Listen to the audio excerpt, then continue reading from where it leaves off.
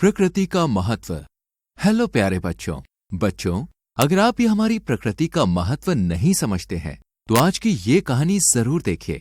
ये कहानी है 8 साल के बंटी की, जो बड़ा ही शरारती था और प्रकृति को नुकसान पहुंचाने का कोई मौका नहीं छोड़ता था। बंटी, कितनी बार कहा है तुम्हें, ब्रश करते टाइम नल खुला नहीं छोड़ते, पानी वेस्ट होता है बेटा। अरे मम्मी, वेस्ट होकर जाएगा कहाँ, समरसेबिल है ना, फिर से भर लेंगे। हे भगवान, क्या करूं मैं इस लड़के का। कल भी तुमने शर्मा जी की खिड़की पर कचरे की पोटली फेंकी ना, वो शिकायत कर रहे थे। तू क्यों करता है बेटा ऐसा। चलो अब जल्दी तैयार हो जाओ, स्कूल भी जाना है ना। बंटी रोजाना की तरह खूब सारा पानी वेस्ट कर अपने पापा मोहन के साथ जंगल के रास्ते से स्कूल जाता है। पापा, आप मोटरसाइकिल क्यों नहीं ले लेते? मुझे ये रोज रोज पैदल जाना पसंद नहीं है।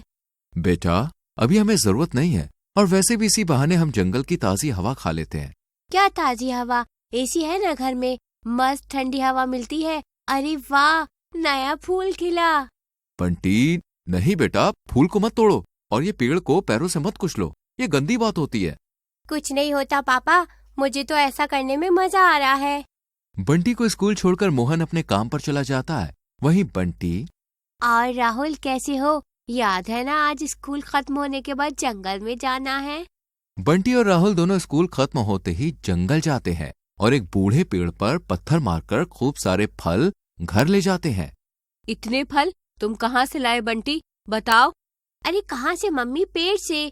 पर तुम पेड़ पर चढ़े कैसे? चढ़ने की मेहनत भला कौन ही करेगा। मैंने और राहुल ने तो पत्थर मारकर सारे फल तोड़ लिए। बेटा, मैं तुम्हें कैसे समझाऊं, पेड़ को भी दर्द होता होगा ना। तुम मुझे कहते, मैं तुम्हारे पापा से कहकर फल तोड़वा लेती, लेकिन ये तुमने बहुत गलत किया। बंटी रमा की कोई भी बात सुनने को तैयार ही नहीं था। वो हमेशा पौधों को कुचलता, फूल तोड़ता और पेड़ की डालियों को तोड़ता रहता था।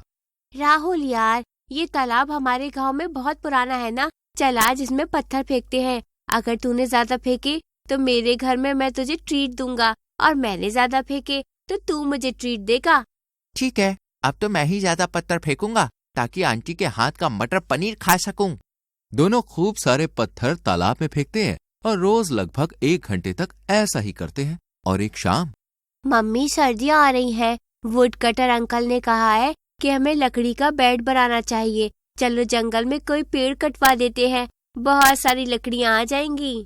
बंटी की ये बात सुनकर रमा बहुत उदास होती है। अब उसे समझ में नहीं आ रहा था कि बंटी को नेचर की इम्पोर्टेंस यानी कि प्रकृति का महत्व कैसे समझाए। इसलिए वो बंटी के दादाजी को फोन करती हैं और अगले ही दिन उन्हें घर बुला लेती हैं। दादू, आप आ गए, आज मैं बहुत खुश हूँ। कैसे हैं आप?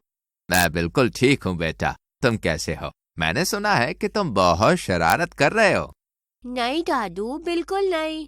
अगले दिन से बंटी के वेकेशन शुरू होते हैं और वो अब पूरा दिन घर में इधर उधर कचरा फैलाता है और पहले से भी ज्यादा पानी की बर्बादी करता है। बेटा बंटी, चलो मुझे जरा जंगल में घुमा कर तो लाओ।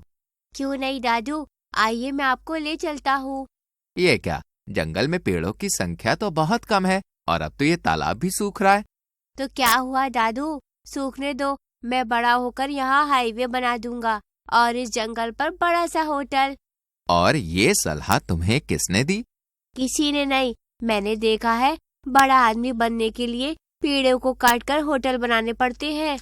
रामू जी 8 साल के बच्चे के मुंह से ये बातें सुनकर हैरान रह जाते हैं और बंटी को लेकर जंगल के पिछले हिस्से में जाते हैं, जहाँ कुछ मजदूर और किसान रहा करते थे। या मुझे कहाँ लेकर आए हैं दादू? आओ तो सब बताता हूँ। अरे सुरेश, कैसे हो? इस बार फसल कैसी हुई? अरे रामू जी, आओ, फसल कहाँ भाई, अपने गांव का तालाब लगातार सूख रहा है, फसल को पानी ही नहीं मिल पाता। अब तो सोचता हूँ कि ये खेती बाड़ी छोड़ दूं। फिर क्या करोगे भाई? कुछ मजदूरी, कम से कम बच्चों का पेट तो भर पाऊंगा। इतने में सुरेश का 5 साल का बेटा आता है। पापा, बहुत भूख लगी है और प्यास भी। अच्छा रामू जी, मैं चलता हूँ। क्या है कि पानी लेने जाना है और कुछ खाना भी। पहले तो जंगल के पेड़ों पर जो फल उगते थे उनसे कम से कम पेट भर जाता था, पर अब तो जंगल भी खत्म होने वाला है। रोजाना 10 से 12 पेड़ काटे जा रहे हैं। देखना, एक दिन हमारा जीना बेहाल हो जाएगा। लेकिन पानी लेने कहाँ जा रहे हो? क्या बताऊं, तालाब का पानी बहुत गंदा है, एक 5 किलोमीटर पर कुआं है, बस वहीं से पानी लाऊंगा। 1 आध घंटा तो लग ही जाएगा, लेकिन 2 दिन तो चल ही जाएगा। अच्छा, मैं चलता हूँ। सुरेश की यह हालत देखकर बंटी बहुत मायूस होता है।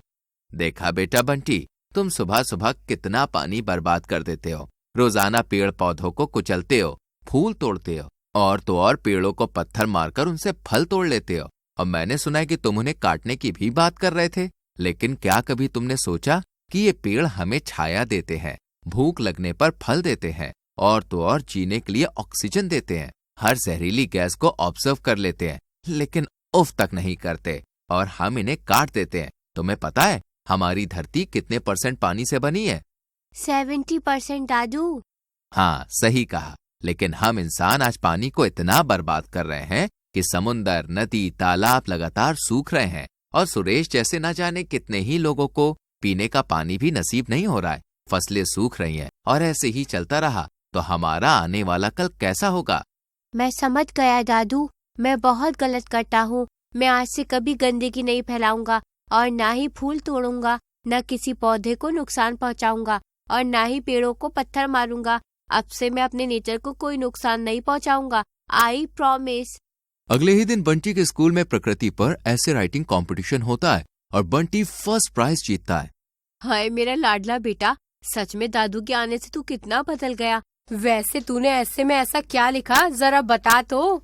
वही जो दादू ने सिखाया, जैसे कि पृथ्वी पर पानी की लगातार कमी हो रही है, और ये हम सबकी लापरवाही का नतीजा है। इसलिए हमें नल में इरेटर लगाना चाहिए, ताकि पानी को 40% तक सेव कर सके, और पृथ्वी पर बढ़ रहे कचरे को भी कम करे। जैसे प्लास्टिक बैग को यहाँ वहाँ ना फेंककर उसे दोबारा यूज करे, कचरा डस्टबिन में ही डाले, पेड़ों को ना काटे, मधुमक्खी या दूसरे छोटे बड़े जानवरों को ना सताएं। ये हमारे इकोसिस्टम के लिए बहुत जरूरी होते हैं। जितनी भूख हो उतना ही खाएं, खाना वेस्ट ना करे, और जरूरत पड़े तो किसी गरीब को दे, और सोलर सिस्टम का यूज करे। एसी कम से कम चलाएं, ये नेचर के लिए हार्मफुल है। वाह, मजा आ गया। लेकिन इतना सब तो मैंने नहीं सिखाया। दादू, कुछ मैंने किताबों से पढ़ा ना। इसके बाद बंटी दूसरों को भी प्रकृति का महत्व सिखाता और हमेशा नेचर की केयर करता है। तो बच्चों, ये कहानी हमें सिखाती है कि प्रकृति ही हमारी सच्ची मित्र है, जो हमें शांति, जीवन और खुशी प्रदान करती है। इसलिए प्रकृति को नुकसान ना पहुंचाएं, इसकी देखभाल करें। और ऐसी ही वीडियोस देखने के लिए चैनल को सब्सक्राइब करके बेल आइकॉन प्रेस करें। मिलते हैं अगली वीडियो में।